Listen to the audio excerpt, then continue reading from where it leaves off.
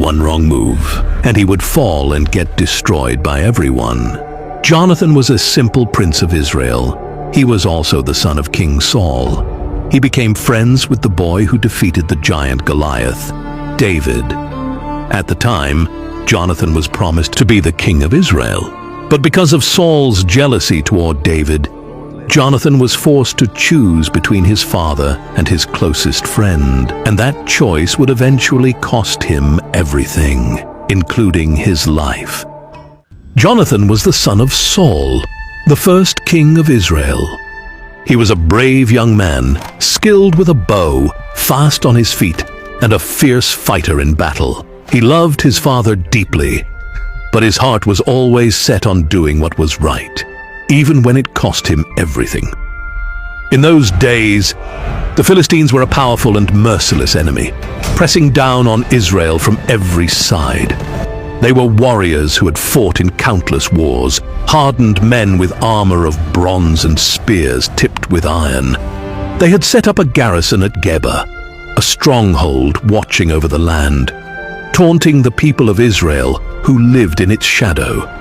Most of Israel had no swords or spears at all, because the Philistines had taken away every blacksmith from the land, leaving the people with nothing but plows and sickles to defend their homes.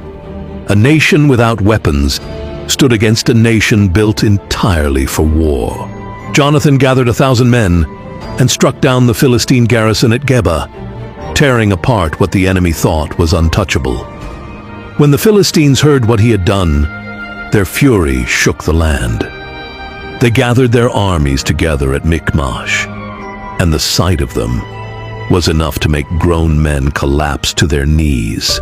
Their numbers were like the sand along the seashore, stretching across the hills as far as the eye could see, with chariots of iron and horsemen riding ahead of foot soldiers whose spears caught the sunlight like a field of fire. The men of Israel saw them coming and were seized with terror. Many ran and hid themselves in caves, in cracks among the rocks, in pits and thickets, anywhere the darkness could swallow them. Saul stayed behind with the few men who had not yet fled, but their hearts pounded with dread, because they had no army that could stand against what was coming down from the hills. But what they did not know was that very soon, one quiet act of courage, carried out by only 2 men, would shatter the enemy's spirit completely and turn their terror into chaos. Before going into battle, it was the custom in Israel to offer a burnt sacrifice to the Lord, asking for his blessing and protection before the fighting began. An animal would be killed and burned whole upon an altar, and only a prophet or priest was permitted to carry out this offering, never the king himself. Saul waited at Gilgal for the prophet Samuel to arrive and perform this sacrifice, so the army could march into battle with the Lord's favor resting upon them. But Samuel didn't come at the time he had promised. Day after day passed beneath a heavy, anxious sky, and Saul's men, watching the Philistines grow thicker across the hills like a storm cloud rolling closer, began to lose heart entirely, one by one. Then in greater numbers, they slipped away from the camp under cover of darkness, until almost no one remained standing beside their king. On the 7th day, with Samuel still nowhere in sight, and his army reduced to a mere handful of trembling men, Saul could wait no longer. He took the animal that had been set aside for the offering and performed the sacrifice with his own hands, even though this was strictly forbidden for a king to do. The moment the flames rose from the altar, Samuel arrived. He asked Saul why he had done such a thing, and Saul answered that he feared his last soldiers would scatter and the Philistines would crush them before the Lord's favor had even been sought. Samuel's words fell heavy upon him. He told Saul that because of this disobedience, his kingdom would not endure, and that the Lord had already chosen another man to take his place as king over Israel. Saul did not yet know the name of that man, but the words could not be called back. And from that day on, An invisible crack ran through his throne. The Philistines spread out across the countryside like locusts, sending raiding parties in 3 directions to plunder, burn, and terrify, while Israel had almost nothing left in their hands to fight back with. Only Saul and Jonathan carried true weapons of war. One of the most interesting parts of Jonathan's life was the day he decided to act completely alone, without permission, without an army, without even telling his own father. He turned to his armor-bearer and said, "Come, let us cross over to the garrison of the Philistines on the other side." The young man did not hesitate. The 2 of them walked out toward a narrow, brutal pass cut between 2 jagged cliffs. Jonathan told his armor-bearer that if the Philistines looked down and shouted for them to wait where they stood, they would stay below. But if the Philistines called out, "Come up to us," they would climb, because that would be the sign that the Lord himself had handed the enemy over into their hands. They stepped out into the open, where the Philistine watchmen could see them clearly.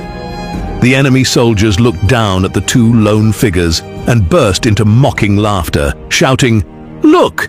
The Hebrews are crawling out of their holes!" Then, full of arrogance, certain the 2 men posed no threat at all, they called down, "Come up to us, and we will teach you a lesson you won't forget." The moment Jonathan heard those words, he began climbing, digging his hands and feet into the cracks of the rock face, his armor-bearer scrambling right behind him. When he reached the top, breathless and covered in dust, he struck down the first soldiers standing there before they even understood what was happening. Then something extraordinary swept through the natural panic, sent by the hand of God himself, tore through their ranks like wildfire, men who had stood like an unstoppable wall of iron, before everyone suddenly turned on each other in blind confusion, swords clashing against their own brothers in the smoke and noise, as told in 1 Samuel 14. Saul, sitting beneath a pomegranate tree in Gibeah, looked out and saw the enemy camp dissolving into chaos in the distance. He counted the soldiers around him and realized his son Jonathan was missing. He did not yet understand what had happened on that ridge, but he knew deep in his chest that something massive had just been set into motion.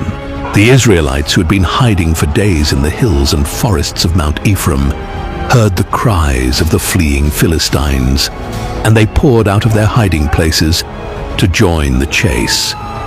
Even the Hebrews, who had been forced to serve inside the Philistine camp, turned their weapons on their former masters. And the Lord saved Israel that day in a way no one could have predicted that morning. But in the middle of the chase, Saul made a reckless vow before all his men, swearing a curse on anyone who stopped to eat until the enemy was completely wiped out. The soldiers, already weak with hunger from days of fear and fasting, pressed on through a forest where wild honey dripped thick from the branches onto the ground. Jonathan, who had not heard his father's vow, dipped the end of his staff into the honeycomb and ate, feeling strength return to his tired body almost instantly. When a soldier told him of the oath Saul had sworn, Jonathan said plainly that the army would have fought far better that day with food in their stomachs instead of empty, aching bellies. By evening, the men were so overcome with hunger that they slaughtered animals right there on the open ground and devoured the meat with the blood still in it, breaking the law of the Lord without even realizing the weight of what they had done. Saul built an altar to set things right, then asked the priest to inquire of the Lord whether he should press the attack through the night and finish off the scattered enemy completely. But no answer came from heaven, only silence. Saul declared before his men that someone among them had sinned, and that whoever it was would die for it, even if it turned out to be his own son. He cast lots before the entire army, and the lot fell directly on Jonathan. Saul turned to his son, his face pale, and demanded to know what he had done. Jonathan answered without flinching, telling him plainly about the honey at the end of his staff, and said he was ready to die for it, if that was what justice required. But the soldiers would not allow it. They rose up together and declared that Jonathan had worked alongside God himself to win such an impossible victory that day, and that not a single hair on his head should be touched. So the people stood between Jonathan and his own father's blade, and Jonathan was spared from death. Sometime later, a shepherd boy named David arrived at the camp, carrying nothing more than a sling and 5 smooth stones gathered from a riverbed. The Philistines had returned again, and this time they brought with them a champion named Goliath, a giant of a man covered head to toe in bronze armor, his spear alone weighing more than most men could lift, a figure so massive and terrifying that he had mocked the armies of Israel for 40 straight days without a single soldier daring to face him. David stepped out into the open field and struck him down with one stone hurled straight into his forehead, and the giant who had terrified an entire nation fell dead in the dirt. The Philistines, watching their champion crumble, turned and fled in terror, and Israel chased them down without mercy. When David was brought before Saul afterward, Jonathan stood watching, and something happened between the two of them that would shape the rest of both their lives.